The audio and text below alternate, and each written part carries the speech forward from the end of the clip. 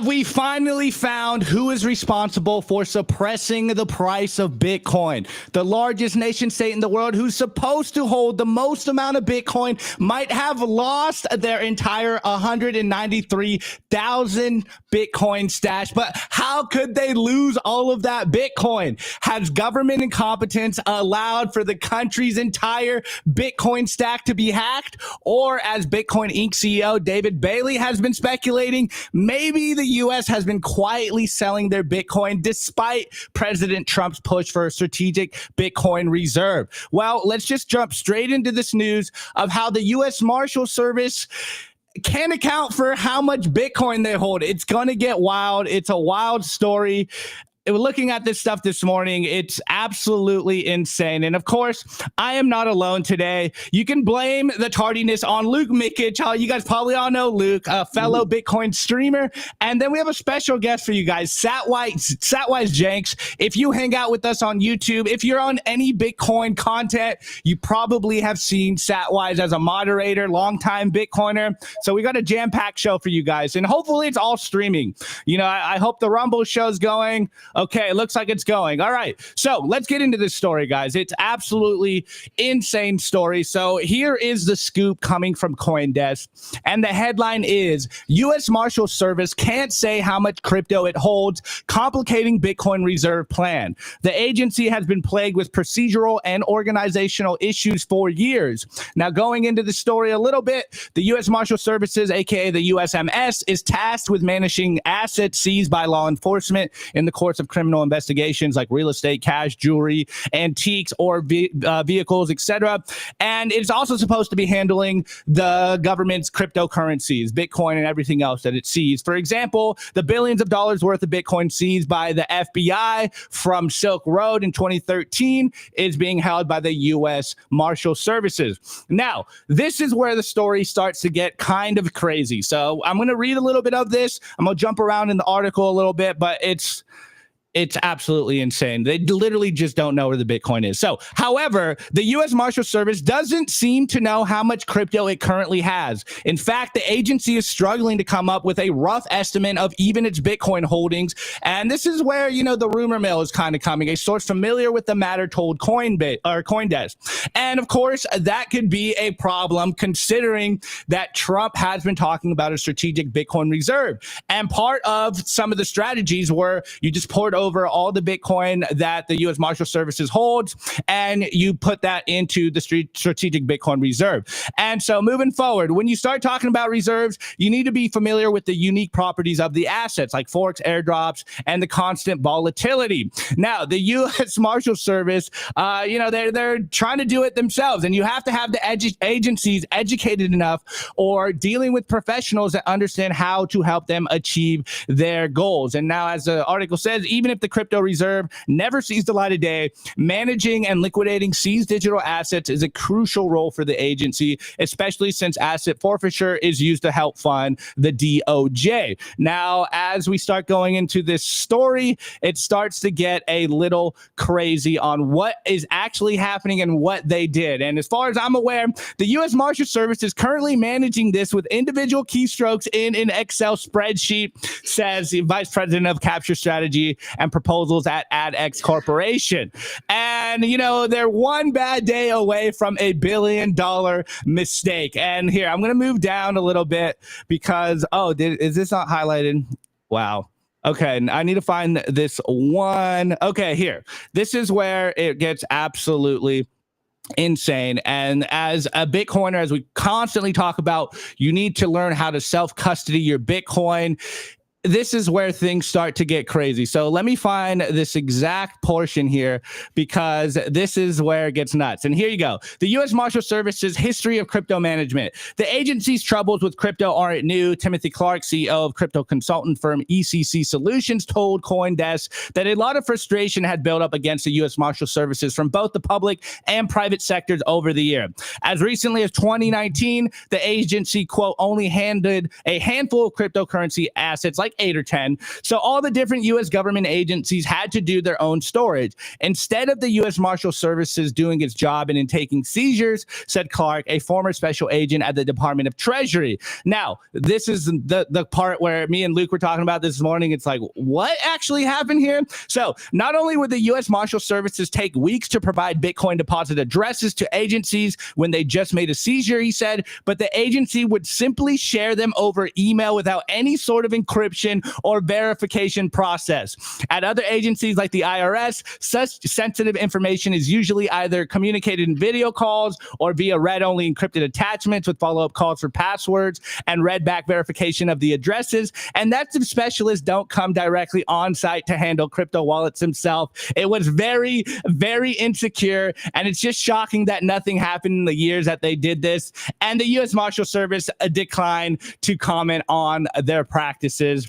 And as you can see, I'll read this last thing and then kind of get some of the Bitcoiners' take. The U.S. Marshal Service did not have inadequate policies related to seized cryptocurrency storage, quantification, valuation, and disposal, and in some instances, guidance was conflicting. Absolutely nuts. You know, it even says the spreadsheets on which the agency was relying to track its various crypto holdings also contain inaccuracies. It's unclear if the private key is incorrect or the wallet malfunction, and the contractor will identify the issues and potentially open the wallet. If the wallet cannot be opened, documentation of efforts taken to unlock or open the wallet will be provided by the U.S. government. It's nuts. And here, last quote, at a minimum, it speaks to the lack of backup wallet and lack of competent storage update and handling procedures. So the TLDR is apparently the U.S. Marshal Services either lost the Bitcoin or, you know, potentially maybe the Bitcoin was stolen because they're just basically throwing that data out there unencrypted, essentially doing the practices we tell you not to do, sending your private keys onto the internet in a screenshot, etc. Like the fundamentals of this is that they were just using the absolute worst practices to handle their Bitcoin and their various other shitcoin strategy, holdings. It's absolutely insane. And as a Bitcoiner, as a, loosely libertarian, small government type, we always talk about government incompetence. And it seems like the U.S. Marshal Services might have found themselves in a position where they just wrecked themselves. They either lost the keys, they didn't back it up correctly, and they're declining on, hey, we're not going to decline the comment on this because we kind of don't have anything to tell you. So as of now, we don't know if the U.S. government actually has the 193,000 Bitcoin. A lot of people on Twitter are saying if you look at the on-chain data metrics, the Bitcoin is still there. And then if you move forward, which David Bailey has been saying for a long time, they don't want to say because they've been quietly liquidating in defiance of their boss, the duly elected President Trump. And he goes so far as to say treason. So in the face of all of this, at the very least, it's government incompetence. They either lost it or it was hacked and stolen. And considering we just saw one of the biggest hacks ever, and it wasn't in Bitcoin, it was in Ethereum, who knows what is going on with this Bitcoin? Are they being silent because they don't have the Bitcoin? Are they trying to save face because of really bad backup practices? Who knows what's going on? Or as David Bailey keeps saying, and he has been really close to the Trump administration. So I don't know if this is just a rumor mill going, whether he has insight knowledge of this, but maybe the Biden administration had, or someone within the Trump administration now that wants to kind of sabotage Trump is selling that Bitcoin. And that would explain for a lot of the price suppression. We've been all kind of wondering what's going on with the Bitcoin price. It seems with all the inflows that Bitcoin should be pumping. Well, if this 193,000 Bitcoin was liquidated, that would explain for a lot of the sideways price action. And then, the Bitcoin senator, Cynthia Lummis, simply goes unacceptable. This is obviously unacceptable practices here. It seems like they don't know what they're doing in holding Bitcoin. It's really an insane story when you just look at what is going on. And, going further, as Matthew Pine said, talking about the just sending public private keys. Like, this is not what I would call for a best practice. They're literally using the worst practices to hold that Bitcoin. And last one here, we have Mags go. If the US government cannot verify how much Bitcoin it owns, the easiest asset class to audit, what are the odds that Fort Knox gold is all there as well?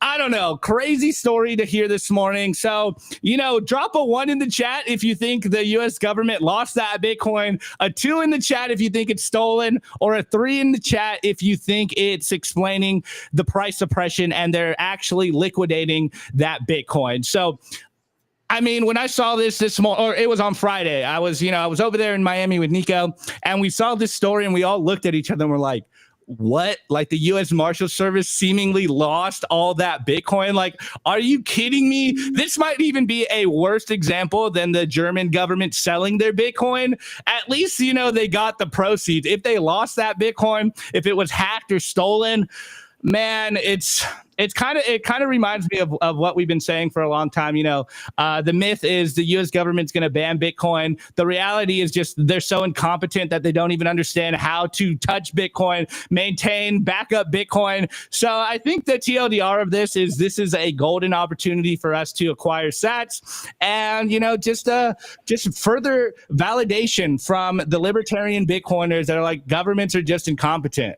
Like, there's no possible way that they're going to be able to ban Bitcoin when they can not only not store it, they seem to not know how it works. They can barely handle their own financial system. And all of us Bitcoiners are sitting here like, guys, just back up that Bitcoin. Don't put your private seed publicly in emails, not even put it in video calls. Like, what? Even their best practices of the IRS is like, yeah, we do Zoom calls and we share the seed phrase and the passwords. No, never do that. Never put your seed phrase on the internet ever. And it looks, at least as of now, and we'll see if we get any clarity on this, that the U.S. Marshals Services, the U.S. government might not have all of that Bitcoin. So this is obviously going to do or put some roadblocks into however the strategic Bitcoin reserve strategy is going to go forward. But hey, if they can't just port over the Bitcoin that they confiscated, they're going to have to buy Bitcoin on the market like everyone else. And hey, I'm all for them pumping our bags. So crazy story, guys. I don't know what to say. I'm almost like flabbergasted that this is the case right now. But in my surprise, not at all. I say it all the time. Governments are completely incompetent, and I think this is just a further example of this. So crazy story this morning, but I'm gonna pass it over to Luke. Hopefully you heard all that. I know your internet's acting up. What's your thoughts as a fellow content creator? I know when I was telling you this morning, actually, side story, when I was telling you this morning this story, you're like, wait, what happened? Like, just kind of break this down for me. What happened? So Luke, what's your thoughts when you hear this stuff happening? So I mean, firstly, it's a wild story. Okay, at the very minimum, there's some severe incompetence in regards to how the US government, the largest nation state in the world, is handling their Bitcoin. Again, we don't have confirmation yet of what has happened and whether the 193,000 coins America is supposed to own, we don't know whether those are a fueta. We don't know whether they've been sold or whether they're gone. We don't know yet, but at the very minimum, we do know that they are not practicing basic Bitcoin security. They're not handling their private keys the way they should. So again, we don't have confirmation yet. I love the 3 options that you laid out there, Opti. And I think 808 Bear in the chat, he mentioned a really interesting comment. He said, I like a conspiracy. I like option number 3. And I think option number 3 is interesting because a lot of people have been speculating and saying, hey, look, why is the price not pumping? Samson Mao and Checkmate had a really interesting back and forwards on Twitter that I covered on my YouTube channel recently. And Checkmate is saying, look, on-chain data suggests that long-term holders are selling their Bitcoin. This is completely normal for Bitcoin to be chopping around sideways like it is between 90K and 110K. And Samson's saying, look, price action's really weird. Price action's a little bit interesting. Why are we not pumping right now with all of this bullish news and all of these banks coming in? Samson's asking the question, is this price suppression? If it is price suppression, and if America's Bitcoin has been hacked, again, big caveat, if it has been hacked and if it has been stolen, maybe 193,000 Bitcoin, 1% of the total Bitcoin supply being quietly sold by hackers or even by sabotagers inside the US government, inside the Biden administration, or should I say former Biden administration. Maybe all of that sell pressure is an explanation for why we aren't aggressively pumping like a lot of people thought we might right now. Again, there's a lot of theories on the table, sorry. I don't know which is true, but I do think it's a very interesting story that you shot across my desk this morning, Opti. Yeah, as Jose's saying in the chat, they literally fumbled the sats. So this is the best timeline ever possible. Obviously, for us Bitcoiners at this point, everyone's been wondering what's going on. Hey, if we get 100K Bitcoin, 100K per Bitcoin for the foreseeable future, once it starts pumping, hey, it's going to rip and everyone is going to have to follow suit. So maybe we can be thankful to the US government for fumbling those sats. It's absolutely insane. All right, so I'm going to pass it over to the Satwise Janx. As I was telling you guys, if you hang out in the YouTube chat, you hang out with Satwise every single day. If you're watching any Bitcoin content, I'm sure Satwise is in there. So Satwise, what's your thoughts when you hear that the U.S. Marshals Service potentially fumbled their Bitcoin bags and they don't know where it is. They don't know if they can access it. They don't know if it's stolen, or at least are trying to save face and aren't going to comment on that. So what's your favorite option on what happened? And then what do you think is going on? Well, I think it's number 3. It's price suppression, and it doesn't surprise me at all. In my 30-year career as an IT architect, I actually worked for the U.S. Postal Service for 6 years, and that opened my eyes to what government tech is really like. After that 6 years, I felt like I needed a lobotomy. I had to move on. So it's gross incompetence, and that allowed it to be sold, and price suppression would be my guess. Yeah, it's pretty crazy when you think about it. And, in the face of everything we're seeing, yes, as everyone's kind of joking in the chat, the third option is the more juicy conspiratorial option here. But we know that the Biden administration has actively been fighting Bitcoin, and this might just be the last final grasp of them trying to do whatever they can so that the Trump strategic Bitcoin reserve doesn't happen, so that the U.S. isn't capable of actually embracing Bitcoin. But it's a crazy news story. It's absolutely nuts. And I actually, before I move on, I was going to move on. I think right now is a good moment for you guys in the chat. If you're newer to Bitcoin, maybe you're wondering, well, what is the best practices here? How should I be storing my Bitcoin? Well, number one, as you can see from the article, clearly do not send your seed phrases over the internet in emails. Do not screenshot your seed phrases on your phone. Do not say your seed phrase out loud on a Zoom call. This should all be very simple, elementary thinking. You want to write it down on a piece of paper. You want to stamp your seed on something like titanium. This is the first thing you want to do. And then also, when you get your seed phrase, before you send Bitcoin to it, you should probably send maybe a little bit, do a test transaction, send a little Bitcoin to it. Or if you want to do it the other way, get your seed phrase, create a wallet, and then clear that wallet and get back into your Bitcoin wallet with the seed phrase. And then, you backed up your seed phrase correctly.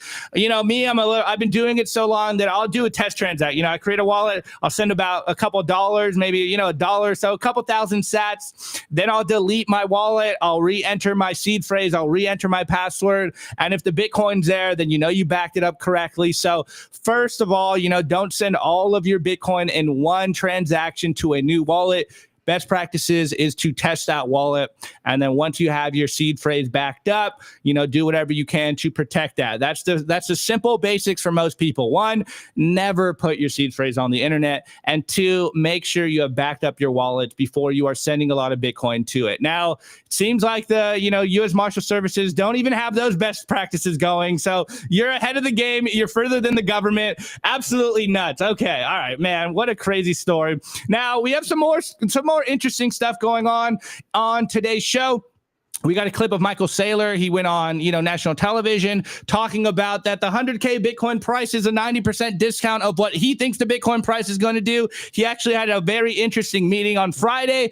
And then in the news, a story and a trend and the theme we've been talking about on the show is that Bitcoiners seemingly are infiltrating the Trump administration. And we have an update on another Bitcoiner or seemingly Bitcoiner getting added to the Trump administration. And of course, to wrap it up in the culture, we have Satwise, and he's going to just be talking about orange pilling as a lifestyle. We're going to talk his Bitcoin rabbit hole stories. So we got a great show for you guys. And before we do that, let's go to a bitcoinwell.com. Make sure you are stacking as much Bitcoin as possible. They are enabling independence. This is the only self-custody by default platform, which is why we love them here, because you will never have a chance of losing your Bitcoin if you buy it on Bitcoin Well. You need to have a Bitcoin wallet before you are able to buy Bitcoin, because whenever you buy Bitcoin, it goes directly to you. There's no chance of them holding on to your Bitcoin. And this is,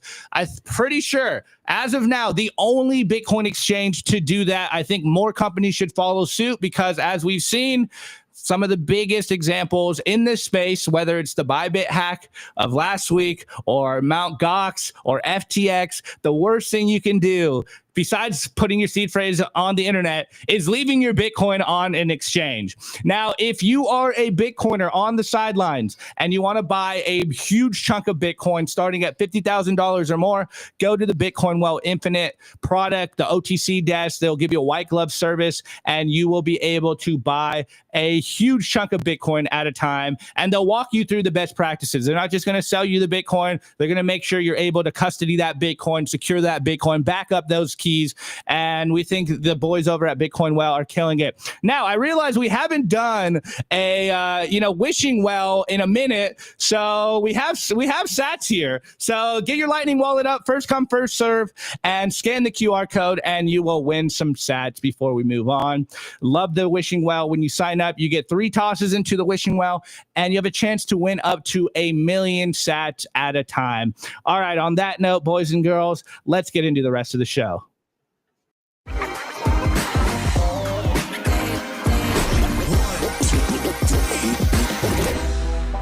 I want to tell you guys about our sponsor, Stamp Seed. Is your Bitcoin in cold storage really secure? Are your seed words really secure? Stamp Seed's do-it-yourself kit has everything you'll need to hammer your seed words into commercial-grade titanium plates instead of writing them down on paper. Don't do that. Paper sucks. You want to literally stamp your seed into this plate of titanium.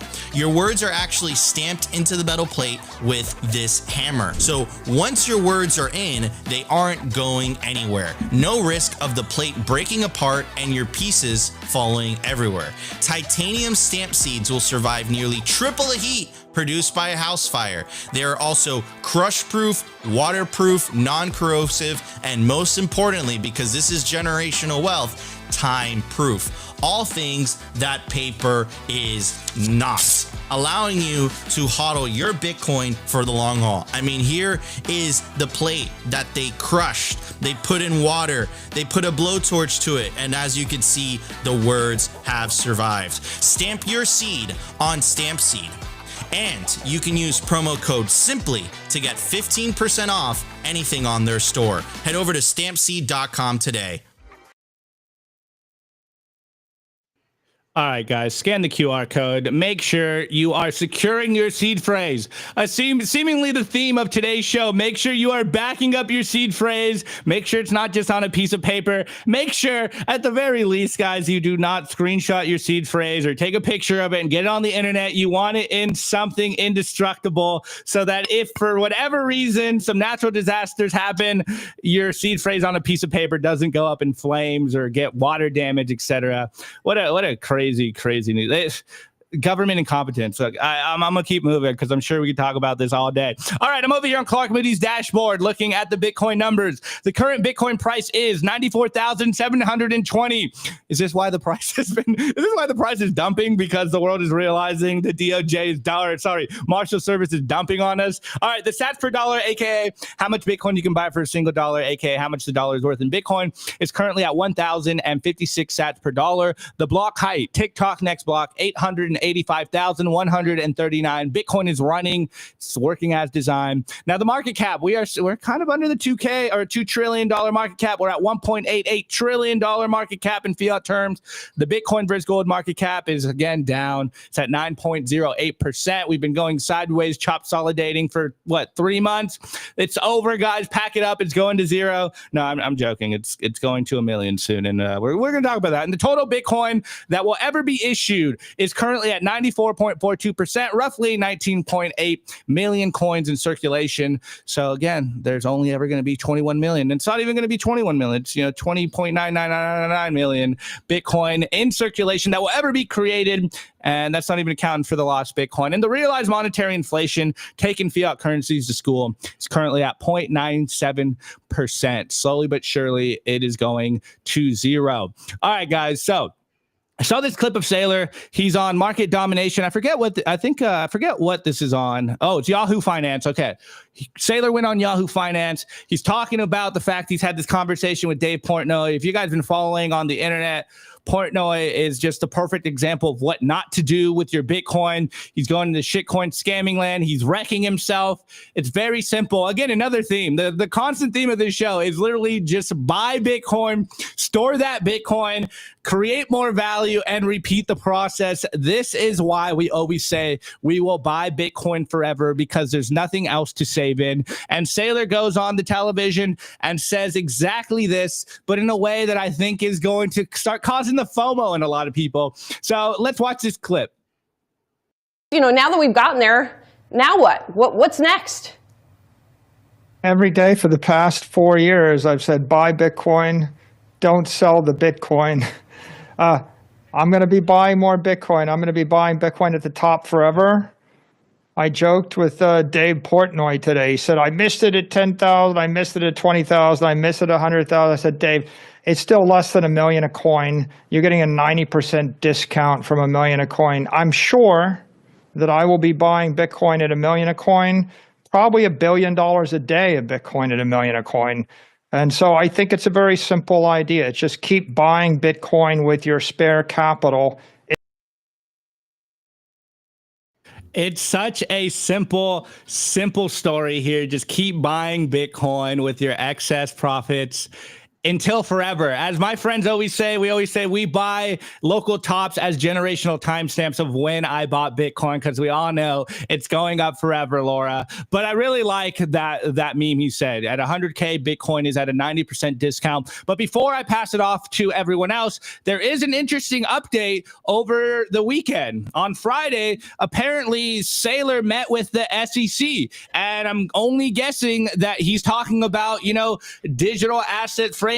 How is the SEC looking at Bitcoin and the digital asset landscape? I hate using the digital asset landscape, but of course, if Saylor's meeting with the SEC, at the very least, it's different from what we saw from Gary Gensler. At least they're reaching out to, quote unquote, Bitcoin experts. They're getting our insights. They're thinking about how is it the best way to regulate Bitcoin. So we can only guess and venture to speculate what they talked about. But we have Eleanor Terrett here, and she's a Fox Business journalist. She's actually been doing really good work in regards to the Bitcoin crypto space the last couple of months and years.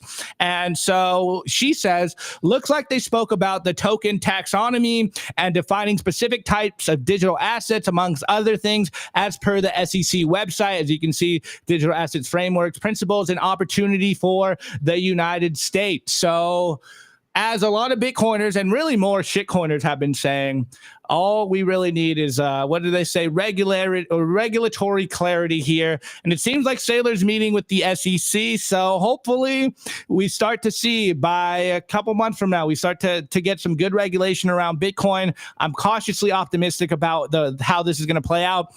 But man, I really kind of want to go back to At 100K, you're buying Bitcoin at a 90% discount. Now, I know we always say on the show, Bitcoin isn't a get rich quick scheme. It's a don't get poor slowly scheme. But the longer I'm in, the more, and hold your tomatoes, the more I'm kind of okay with just like showing people that, hey, you're broke right now. You're getting poorer because you're saving in fiat currencies. Now, I'm sure you want to live a better life. I'm sure you want to be wealthy in the future. You got to just stack sats, hold those sats forever, and your life is going to be better. So this reframing that Saylor's saying, at 100K, it's going to 1 million. You're buying Bitcoin at a 90% discount. I'm going to buy it forever. You know, I'm going to buy $1 billion at $1 million per Bitcoin. What's that? You know, his stacks are only going to increase by like 100 Bitcoin at a time. It's just crazy. And also, I didn't bring it up on today's show, and I'm just reminded of it. Saylor is only a couple, I think it's like, a couple thousands of Bitcoin away from getting to 500,000 Bitcoin. It's insane how much Bitcoin he's buying. At this point, I think all of us Bitcoiners are like, hey, Saylor, could you leave some Bitcoin for the rest of us? Or can someone else come and buy Bitcoin? Because we can't just let Saylor buy all of the Bitcoin. What is going on here? It's crazy. Anyways, I'm going to pass it over to Satwise. Satwise, what's your thoughts on this clip? And, maybe let's speculate. Is it a good thing that Saylor is talking with the SEC about regulatory clarity? I think so. I think Saylor is one of my heroes as an IT guy. I mean, he was, to me, he's the godfather of AI, because business intelligence was him. That was like, MicroStrategy was the Kleenex of business intelligence until it became commoditized, and he had to look for a strategy to stop the melting ice cube in his treasury.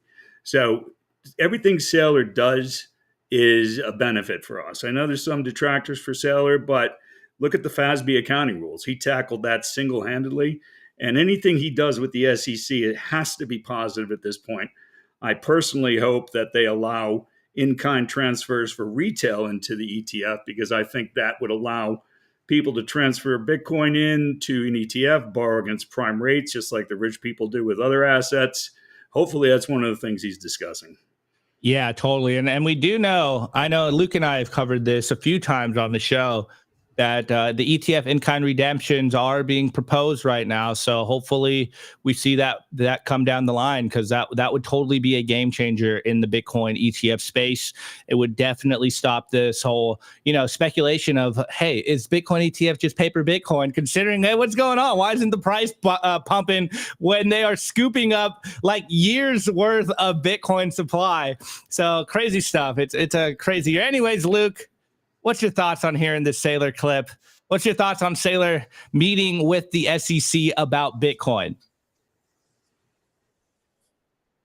I think you mentioned a really interesting quote there, Opti. You said something along the lines of, we are buying the local tops as generational timestamps of just how early we were. I don't remember the exact quote, but it was something along that road. And I think that's a really important framing.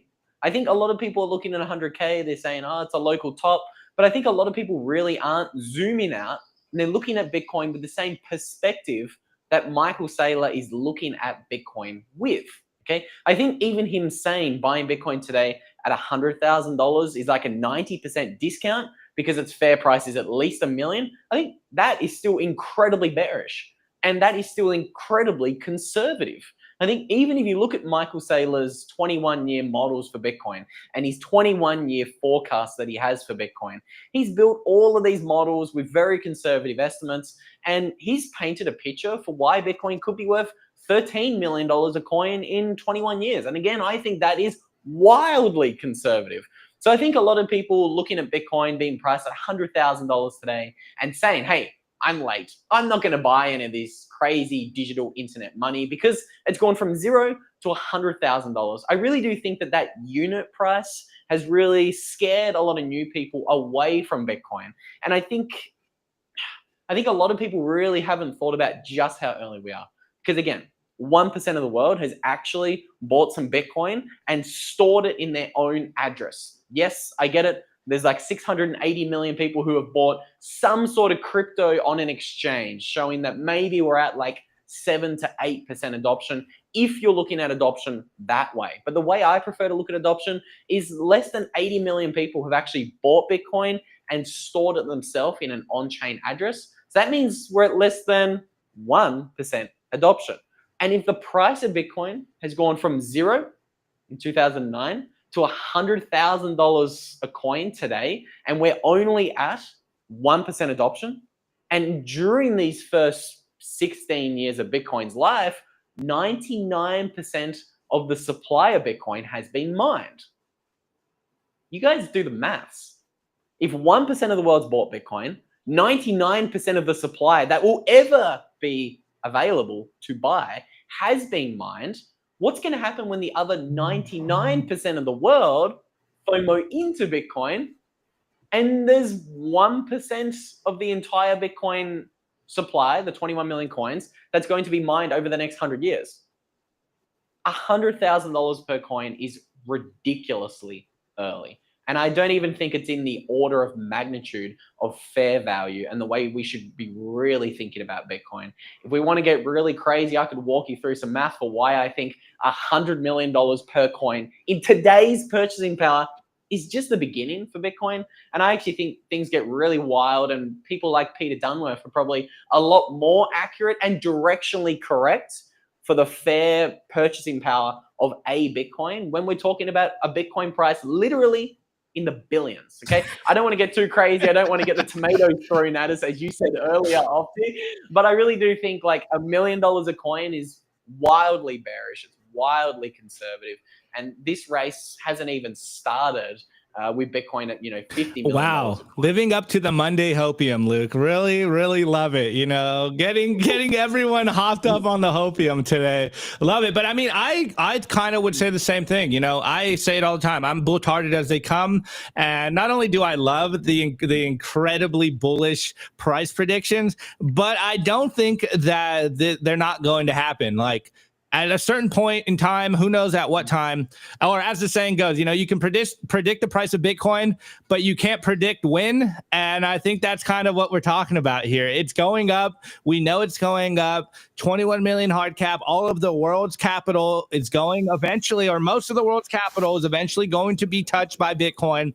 And at a $2 trillion market cap, it's only going to go up. So, 100x from here is definitely in our lifetimes, if not more, considering if there is something crazy going in the world, something blows up.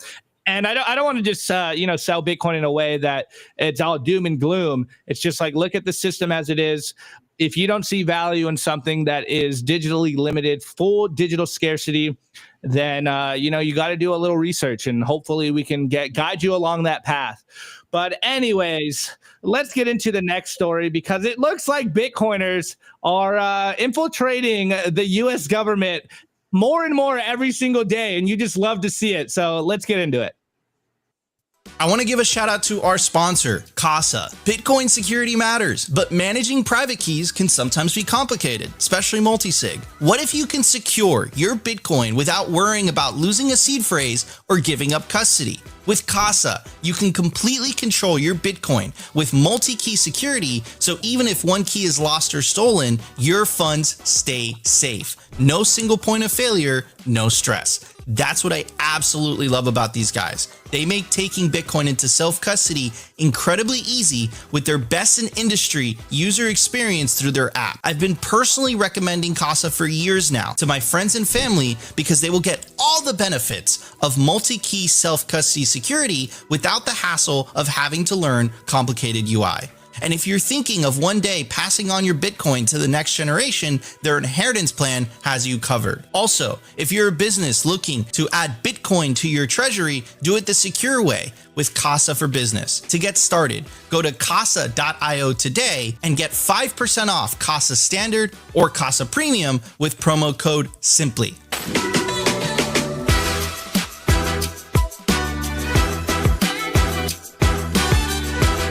I want to give a shout out to our sponsor, Foundation. It's self-custody done right. They've built a premium grade hardware wallet called Passport right here in the US, and it integrates seamlessly with their free app called Envoy.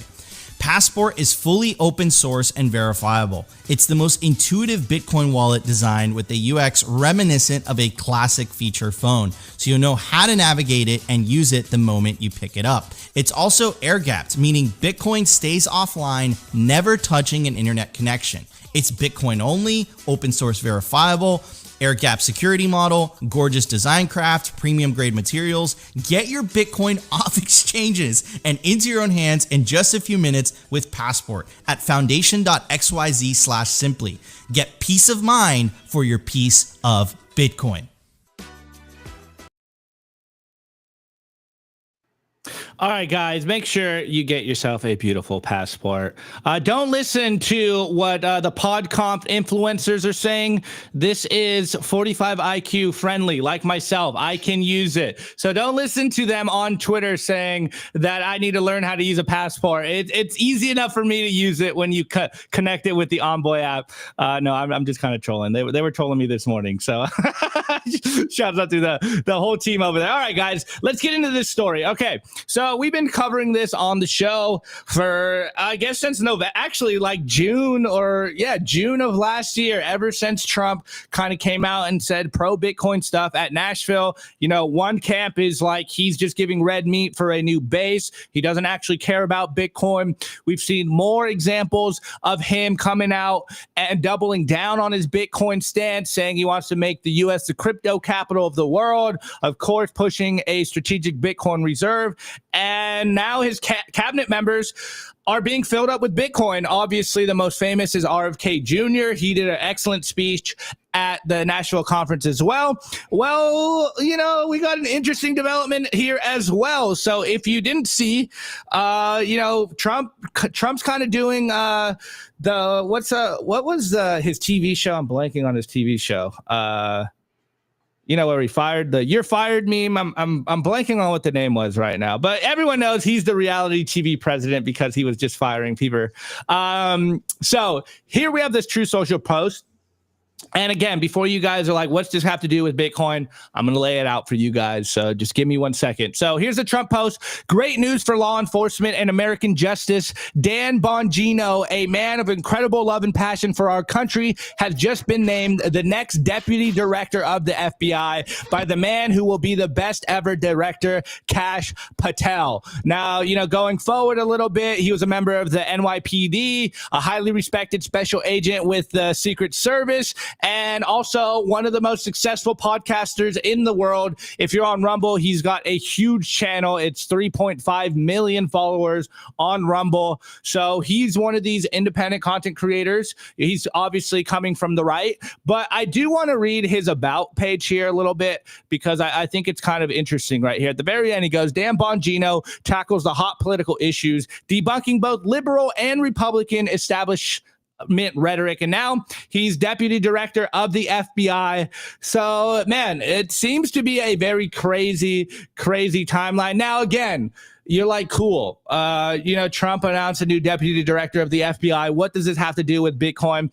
Well, there's a post here by Dan Bongino on Twitter. This was November 1st, 2024. And he goes, X, Truth, Rumble, Bitcoin with the Braveheart Freedom meme. So it looks like the new deputy director of the FBI is also a Bitcoiner.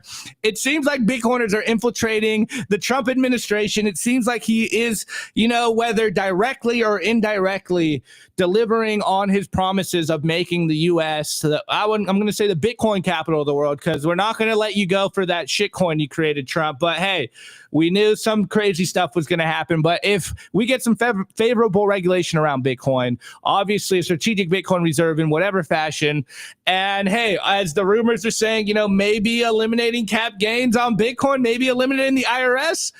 I don't know about you, but this would sound like the greatest president since George Washington, as far as I'm concerned. Even with all his faults, as a Bitcoiner, that would be incredible. And just to wrap this segment up before I pass it over, you know, you guys have been yelling at me about the memes, but hey, I got some meat here for you guys. Here's Pierre Rochard. He goes, myth: government will ban Bitcoin. Reality: Bitcoin podcasters will take over government. And I guess we have another example of this. So, you know, as much as podcast Conf is giving us crap and personally attacking me about my passport usage, or rather not being able to use passport, they might be right about Bitcoin podcasters taking over the world. And it's seemingly we are on the beat of Bitcoiners taking over the world. We're taking over the US government. Now, I know a lot of you guys in the chat are like, oh, Bitcoin doesn't need politicians. Like, all of us are.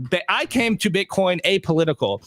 I didn't care about Bitcoin. Obviously, I grew up in the 2008 financial crisis. I always felt like I was getting rug pulled by politicians. And as much as I have an inherent distrust in politics and politicians, as we're seeing, there seems to be a lot of payoff for like the work that David Bailey did on, raising money for that pack. I forget, I think it was the Bitcoin pack, or maybe it was the crypto pack. And we also saw the problems with it, considering that Ripple and XRP are donating a bunch of money to try to, persuade the Trump administration to not do a Bitcoin strategic reserve. So as the Plato quote goes, hey, if you don't want to get involved in politics, you will be ruled by your inferiors. And it's every one of our duty to seemingly get involved in some way. And actually, Satwise has a pretty good story. I don't know if we want to drop it now or maybe keep it for the culture. But actually, yeah, let's keep it for the culture. So let's just chat about this. I know 2017, I could have never thought we'd have so many Bitcoiners in positions of power. And now, whether they're just getting Bitcoin exposure by ETFs, whether they're holding Bitcoin directly, or they go all in like RFK Jr., we have a lot of Bitcoiners in position of power. And I think this is only going to expand. I think anyone that is actively kind of freedom focused will realize that Bitcoin is part of the tools in our toolbox to ensure that we do live in a more free society moving forward. So I found this story very interesting. Not only is he a podcaster, so hey, Luke, maybe actually you're not American, so maybe you have a chance of ruling in Australia one day. You guys have some problems over there, so maybe they need you over there.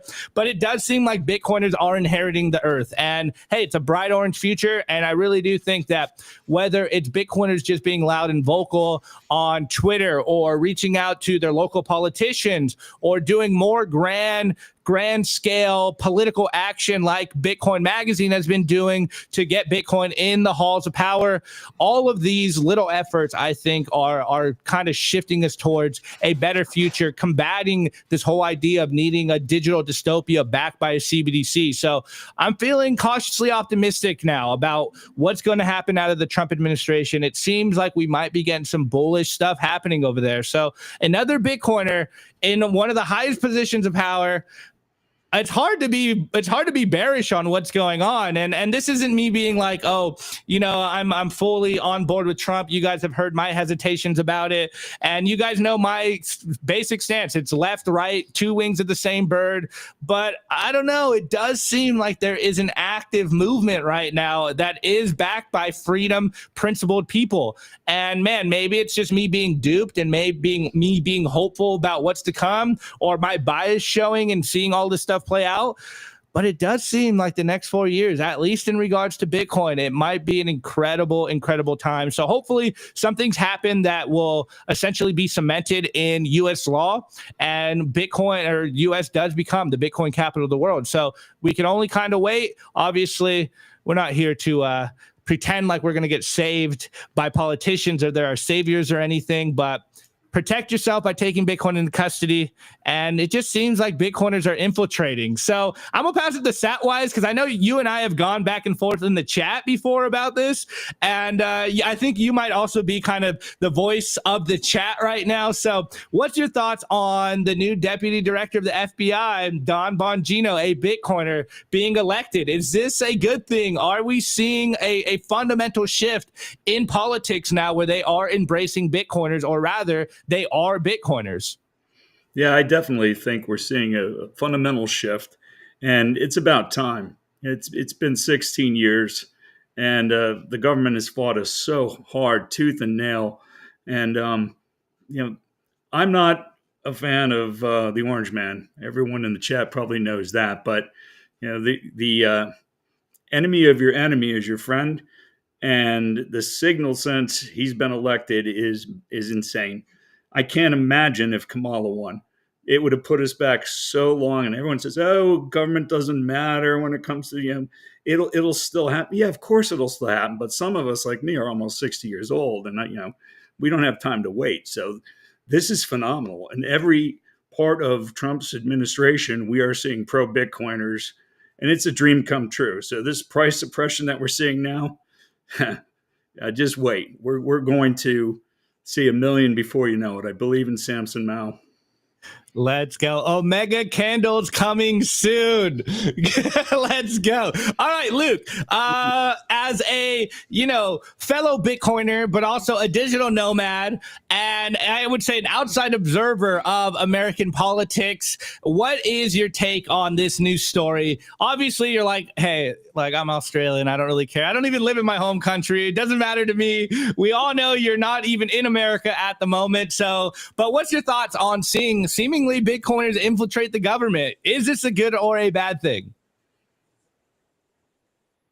Yeah, so again, I've come from a very, let's call it, black-pilled view of the world in 2020 when I didn't quite understand the importance of technology in the broader framework that we're kind of living in today.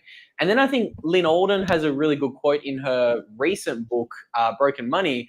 Her quote goes something along the lines of, politics affects things locally and temporarily, but technology changes things permanently and globally.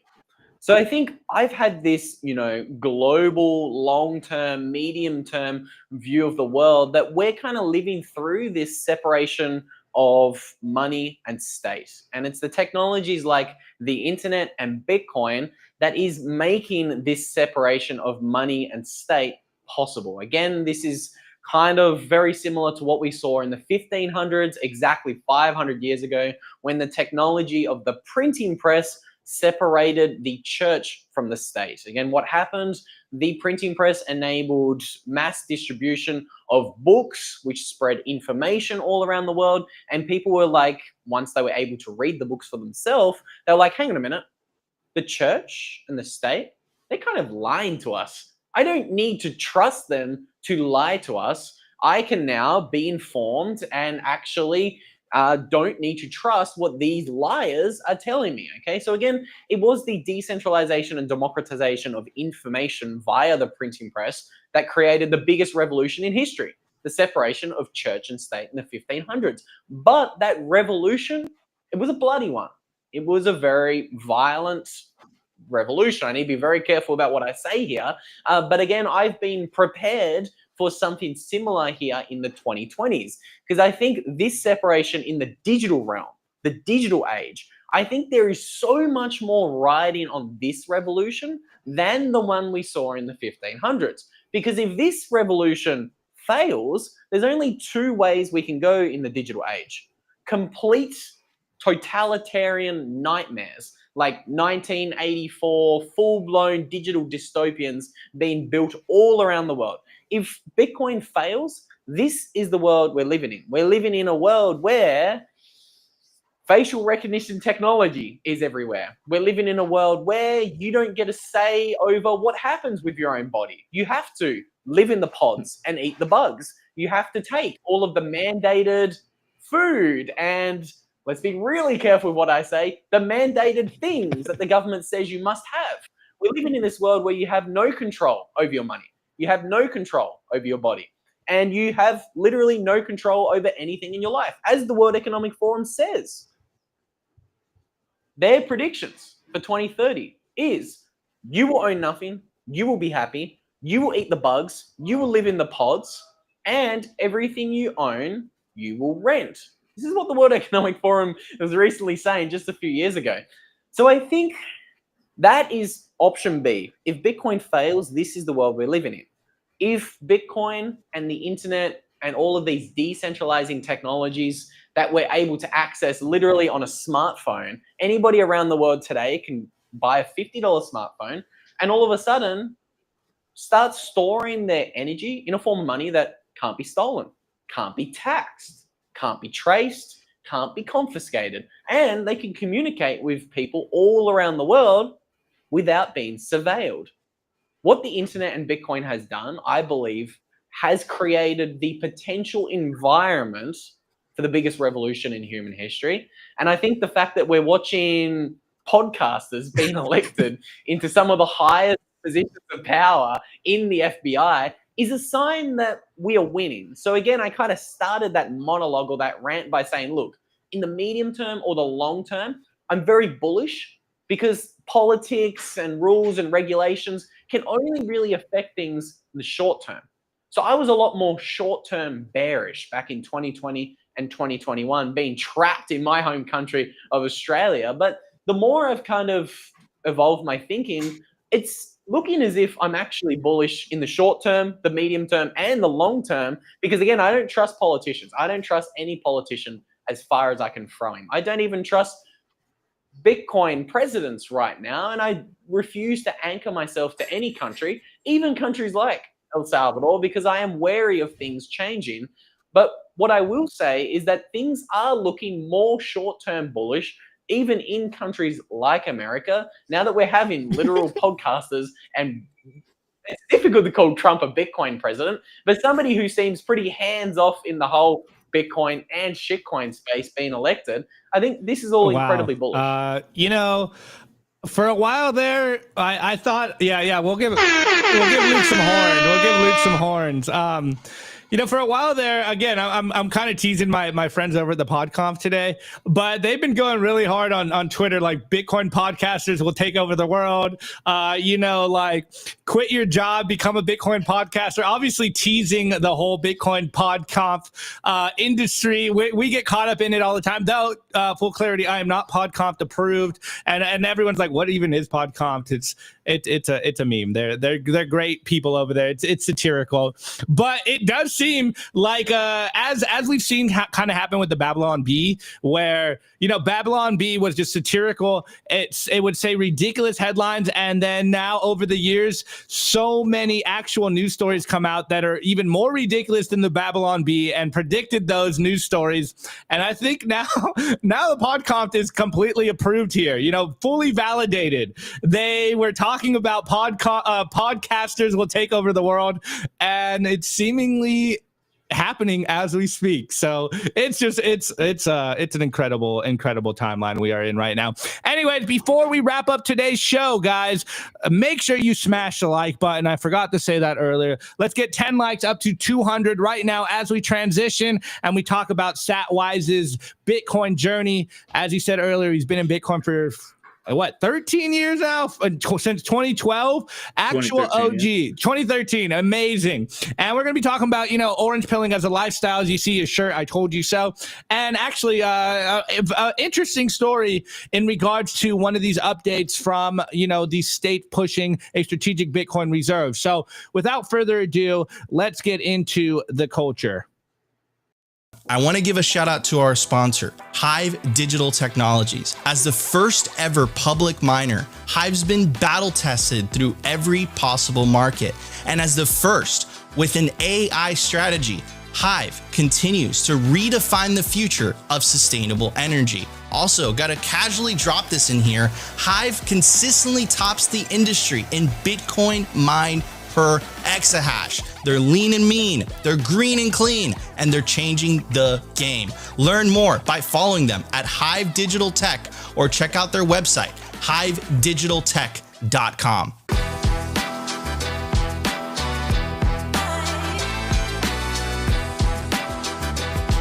I want to give a very special shout out to our sponsor, Compass Mining.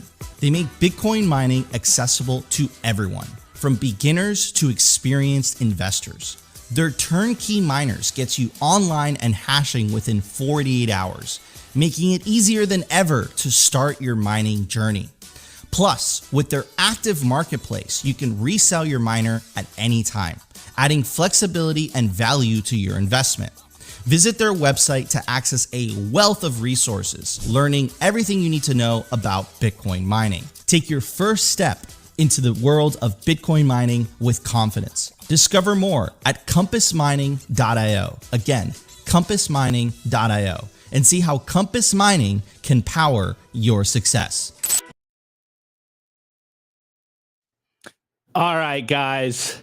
Well, we got a special culture for you guys today because he's one of you guys. Satwise Janx literally hangs out in the chat every single day. You know, when Luke popped on earlier, Luke's like, "Hey, sorry, we were having issues getting Luke's stuff figured out. That's why we were late. You know, throw the tomatoes at Luke today." And Luke finally gets his stuff working. He's like, "Hey, sorry, man. You know, I didn't get to introduce myself. Like, you know, who are you?" And he's like, "It's Satwise Janx." He's like, "Oh, what? Like, let's go." So Satwise is watching all the content. I think you said you were a mod on a lot of stuff. So literally, guys, Satwise hit me up in the chat because I know Satwise. We talk constantly. I'm the one handling the chat constantly. And Satwise is like, "Yo, can I come on the show?"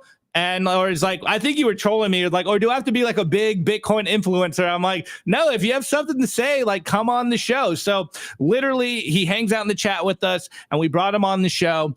Awesome dude. He's actually a lot more toxic in the chat. So he told me before the show, he's like, I am going to, you know, not censor myself, but I'll put a little filter on. And I'm like, thank you. You know, let's try not to ban our channel here. But anyway, Satwise, thank you for coming on. Just giving a little context there. But I think the best place to start for today's story is just, you know, give us some context. And I want to start with your Bitcoin rabbit hole story, giving you, you know, some credibility. You've been here longer than I've been, maybe twice as long as I've been, actually. That's crazy.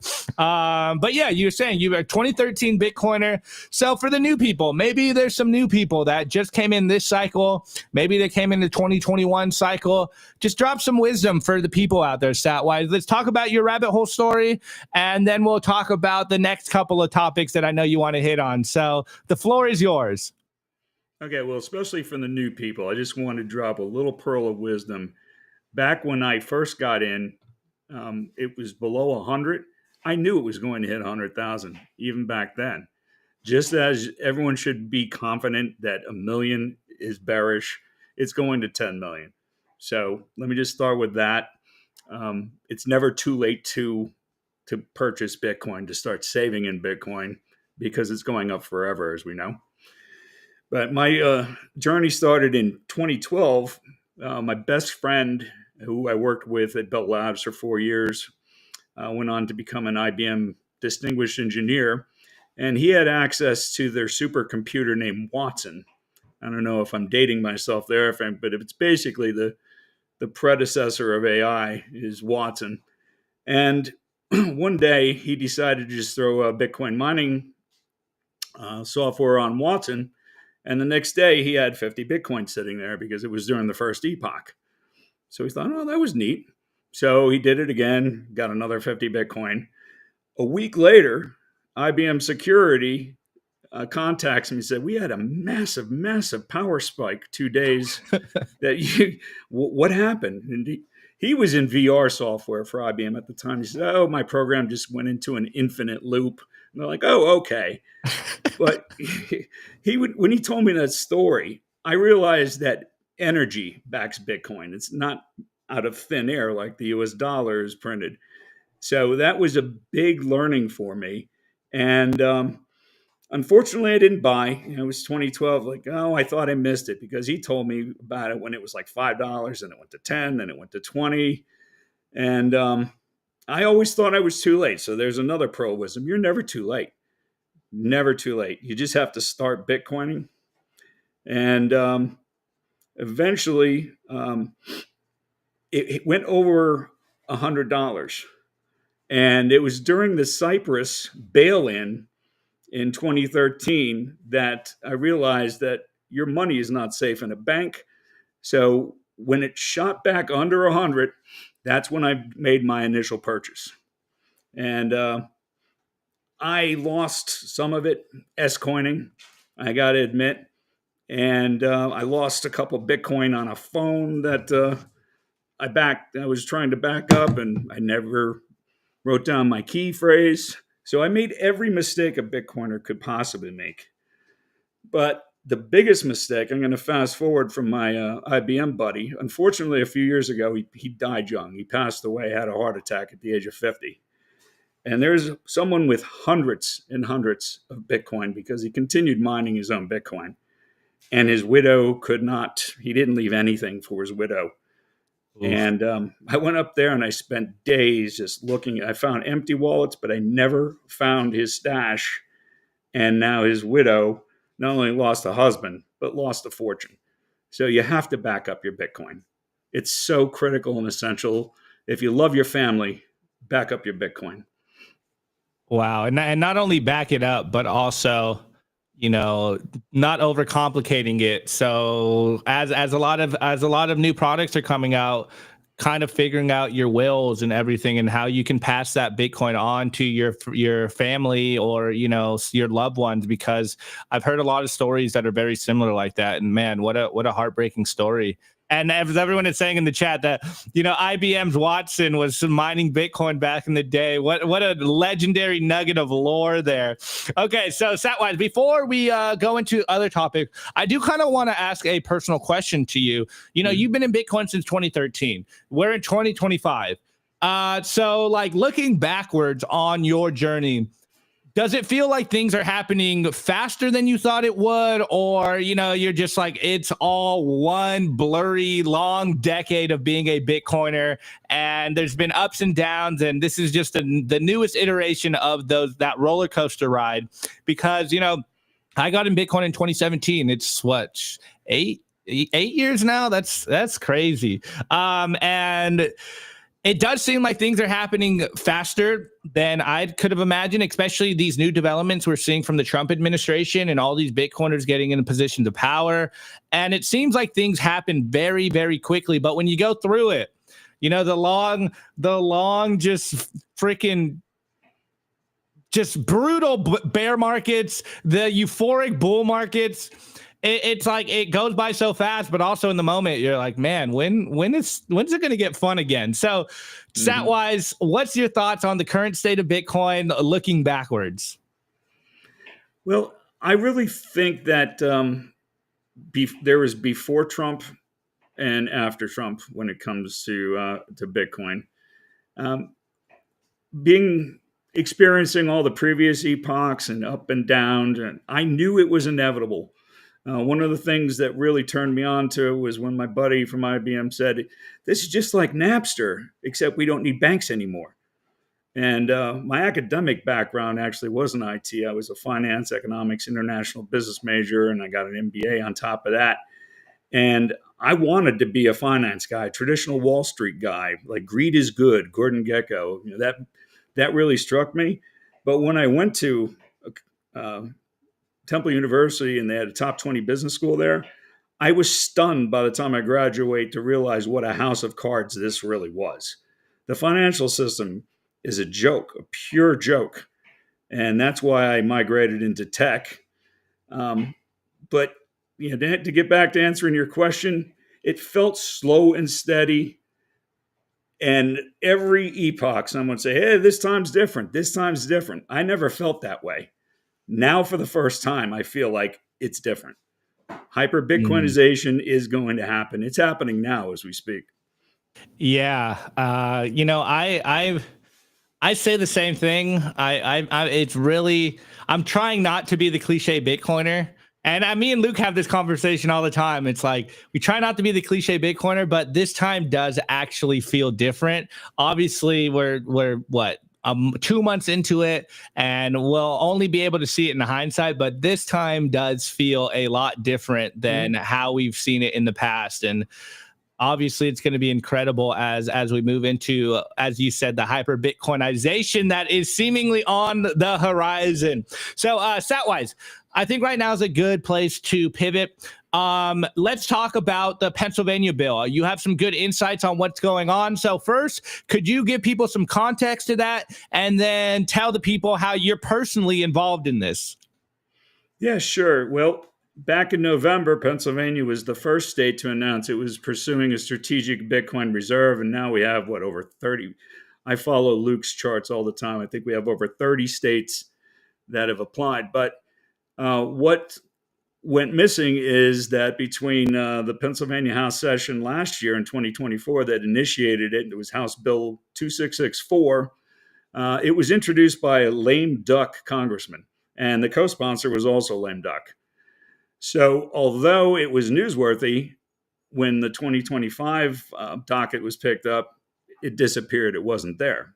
So when I discovered that, I called the predecessor for the congressman that introduced the bill in my local area, Representative Walsh, out of the Wilkes-Barre area. If any Pennsylvania folks are there listening, you could call and express your support. So I called and I just asked the simple question, does Representative Walsh still support HB 2664 for a strategic reserve for Bitcoin? So I didn't expect much of it. This was last week, actually. And that afternoon, I got a call back from Representative Walsh, who was driving back to Harrisburg, our state capital. He had a long time to talk. And essentially, I orange pilled him.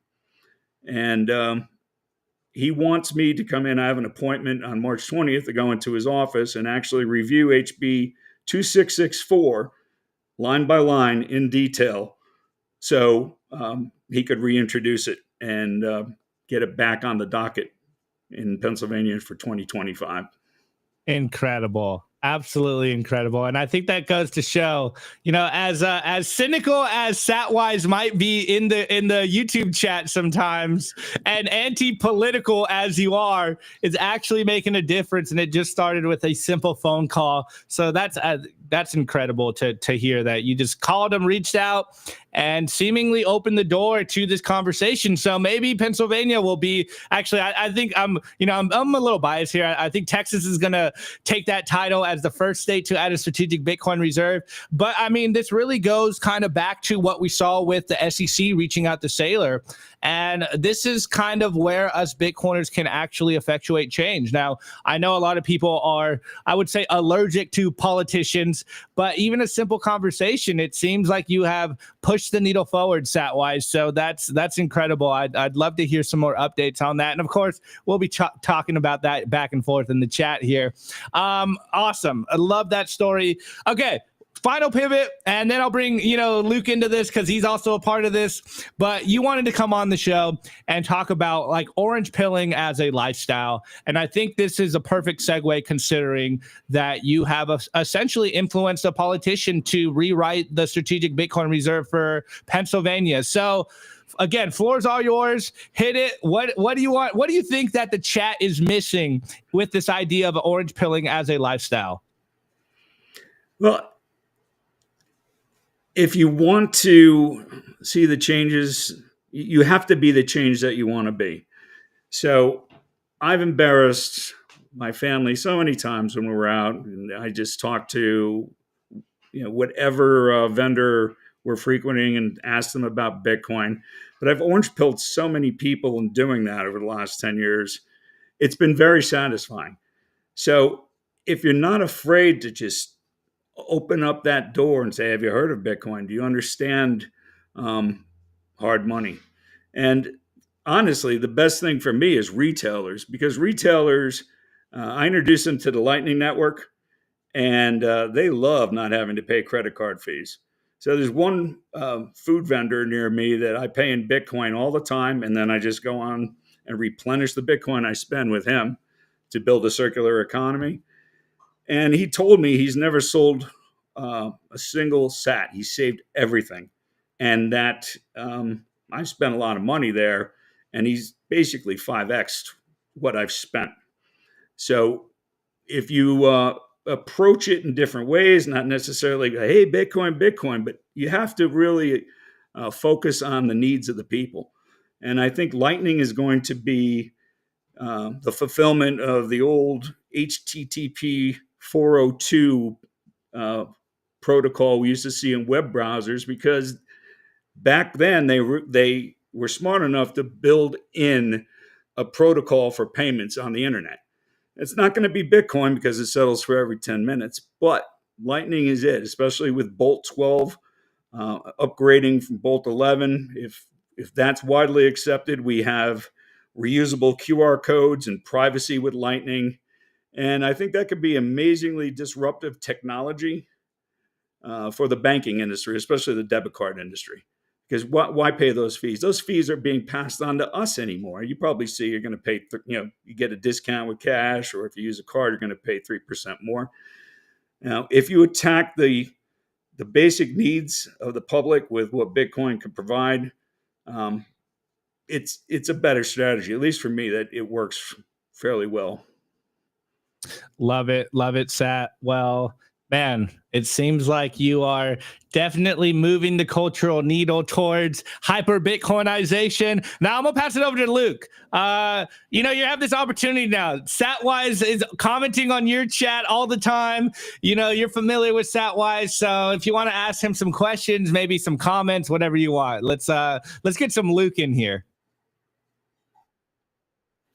Yeah, so I'm blessed because Satwise is a personal moderator of my channel. So he is always helping me with the orange pilling journey while I'm live on YouTube as well. So Satwise is normally the one, let's just say, steering the crypto curious people in the chat away from the crypto trash and more towards the Bitcoin signals. So again, I love ripping live streams. I love meeting people from the chat.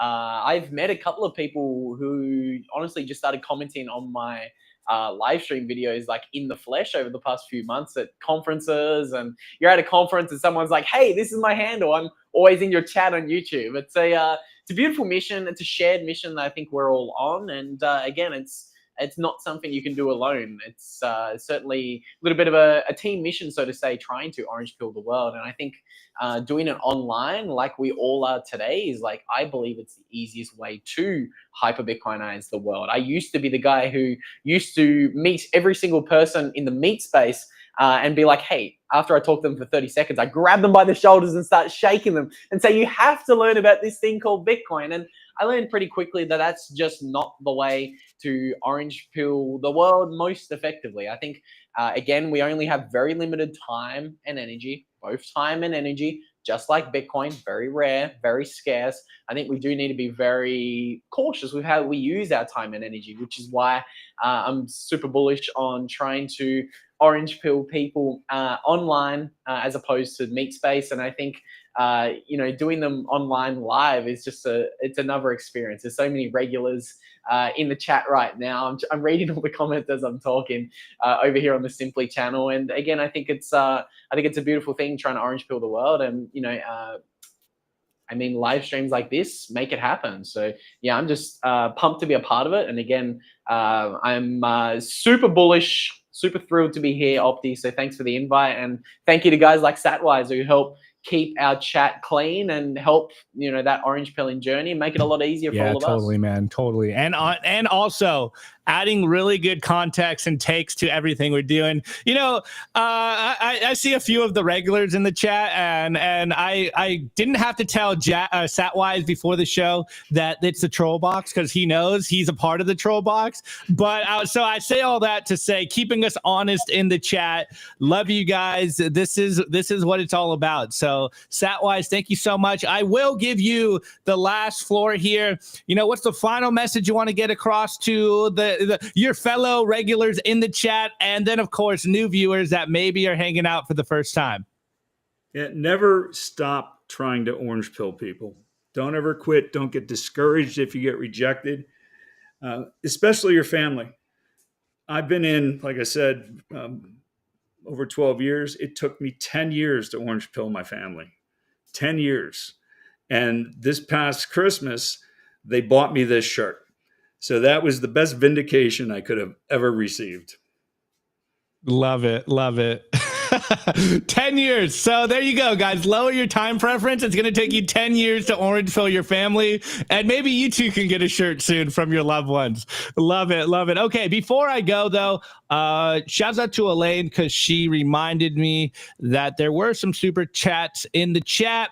So first of all, shouts out to Chayamos, I believe, for the $1.99 with the comment, and I can't pull them up. I got lost in our streaming software, so I gotta relay them to you guys. It goes, Bitcoin is the future of money, OWOA, with the glasses smiley emoji. And then the last one, shouts out to Rocktum, Tell me how to say your name, dude. Rockdom for the $20, and he's trolling Luke here, and he goes, a wrestler, Indiana Jones, and a no coiner, and I think that's the start of a joke here. So shouts out to you guys in the chat. Now, before I go, we do have to talk about BitBlockBoom. We are taking over Dallas, Texas, April 3rd through the 6th. Make sure you get your tickets to BitBlockBoom. Come meet us in Dallas. The whole Simply Bitcoin team is going to be there. A true Bitcoin conference in the sense it is small. All your favorite Bitcoiners are going to be there. I've met my lifelong friends at BitBlockBoom. This is feeling like my home conference. This is where all my friends go to. So again, make sure you get your tickets to BitBlockBoom April 3rd through the 6th. Scan the QR code, and we will see you in Dallas, Texas in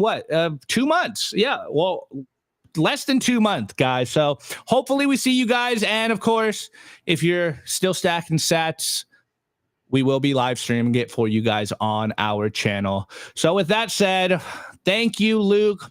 Thank you, Satwise, for coming on today's show. Really appreciate it.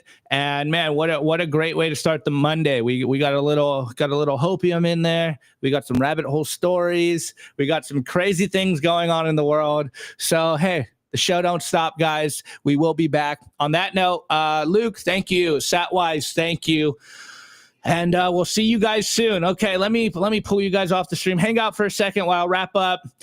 All right, guys, this was your show for Monday, February 24th. If you think we've provided you value, make sure you smash the like button, smash the subscriber button, and of course, comment on the show. What did we get wrong? Or rather, is the U.S. government selling that Bitcoin? Did they lose that Bitcoin? Has it been stolen? Let us know in the chat. And Nico will be back tomorrow. We tried to give him a little break today. So normal show tomorrow, and we hopefully will start, a little earlier than today. We had a lot of issues today, and Rumble seemed to die on me midstream. So if you're a Rumble viewer, I will upload today's episode, and hopefully Rumble figures out their things on the back end, and we're no more issues tomorrow. All right, guys, on that note, this is your boy Opti. Peace out. We love you, and I'll see you on the other side. Have a good one. Today's episode was brought to you by BitcoinWell.com, a Bitcoin-only platform on a mission to enable financial independence.